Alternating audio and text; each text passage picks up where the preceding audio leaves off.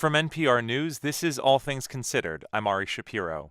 Zimbabwe has had just one leader in the 36 years since the country became independent from Britain and the end of white minority rule. That leader, President Robert Mugabe, who has held near total power. He is now 92 years old and has periodically hinted at retirement on his terms.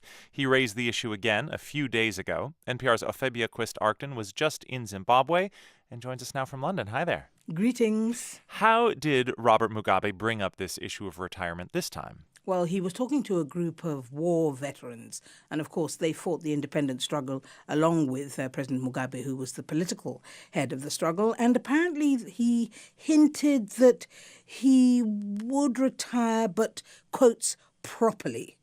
So it's not really clear what properly means and when that might be for this nonagenarian leader. As you say, that most Zimbabweans, because most Zimbabweans are young, that's the only leader they've ever known. As people try to interpret what that means, are they also scrambling to find a successor?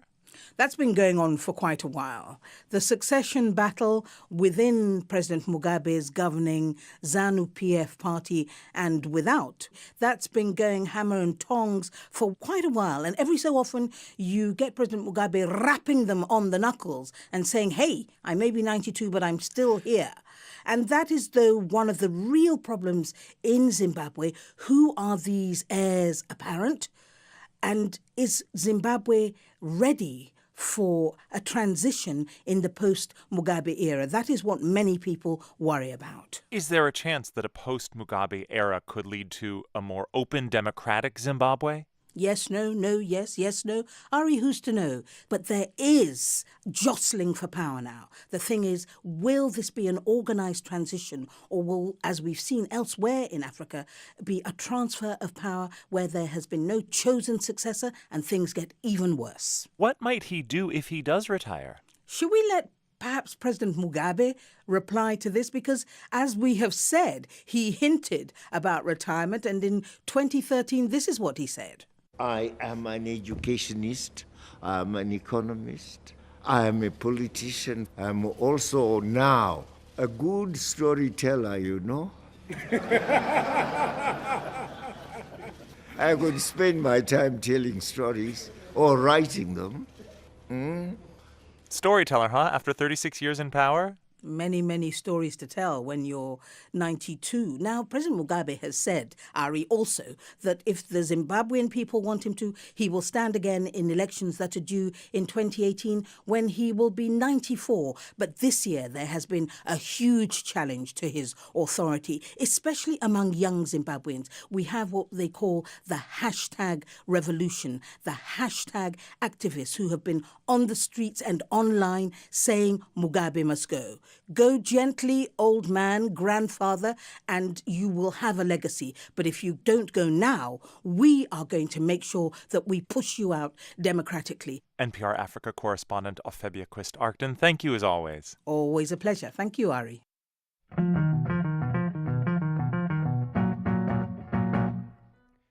And you're listening to All Things Considered here on WNYC. Good evening, I'm Sean Carlson. It is Friday, which means it's time for our documentary of the week from Tom Powers and Raphael Nehausen, co-founders of the Doc NYC Festival and the Pure Nonfiction Podcast. Here's Tom with this week's pick. They say Virginia is for lovers, but that wasn't true in 1958 when Richard Loving, a white man, married Mildred Jeter, who was considered colored in the language of the time. Mixed-race marriages were illegal in their home state of Virginia and many other states. The documentary The Loving Story profiles the couple whose case went to the Supreme Court. Mildred recalls how Virginia police raided their home at night.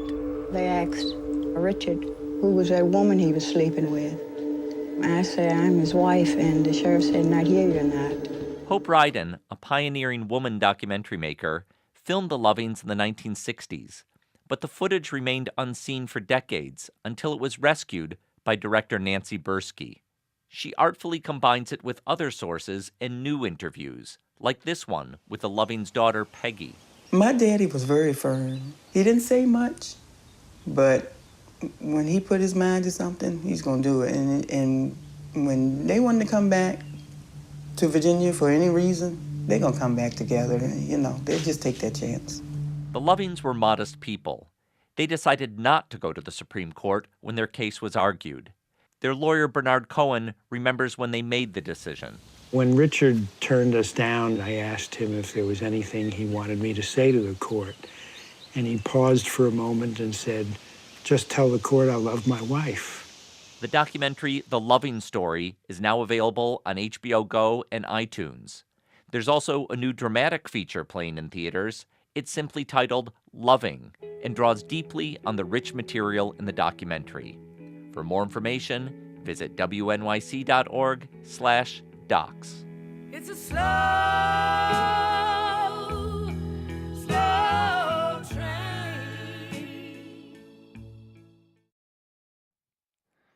A long time ago, in South Jersey, long before a Lowe's, a Chick-fil-A, and a PetSmart were built off of Route 55, mosasaurs, crocodiles, and other sea creatures ruled the area. Researchers have found a treasure trove of fossils in a woodsy area behind the Lowe's, and each week they invite dozens of kids to join in on the digs. Alana Gordon from member station WHYY in Philadelphia recently took a trip there. Maya Mutcherson and Isabella Mazuka cannot contain themselves. What are you doing here? We're going to find some fossils. How do you feel about that? We're pretty excited. Who could blame them? Hey, who wants to find some fossils?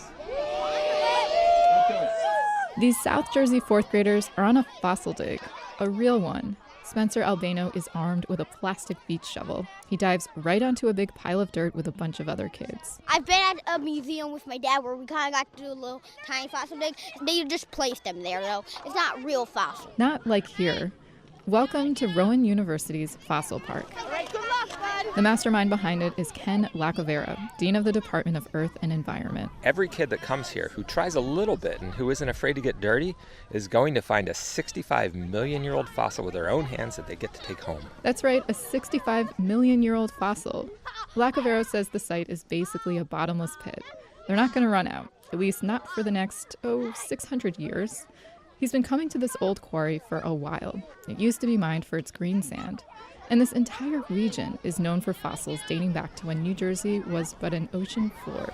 I've already found one. Within moments, kids start running up to Lacovera with questions about their tiny discoveries. This is a fossil coral right here. Yep. You know what a jellyfish is, right? Yeah. So imagine an upside-down jellyfish stuck inside a little horn. That's what it's like. Lacovera is a paleontologist who famously unearthed the remains of a 65-ton dinosaur in Argentina.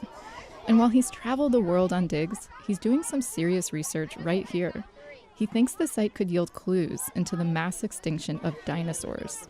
That research is happening in an area roped off from these deliriously happy kids. I found something. Cool, what'd you find? A gigantic piece of animal dropping. Fossil poop. John Kelly is stoked.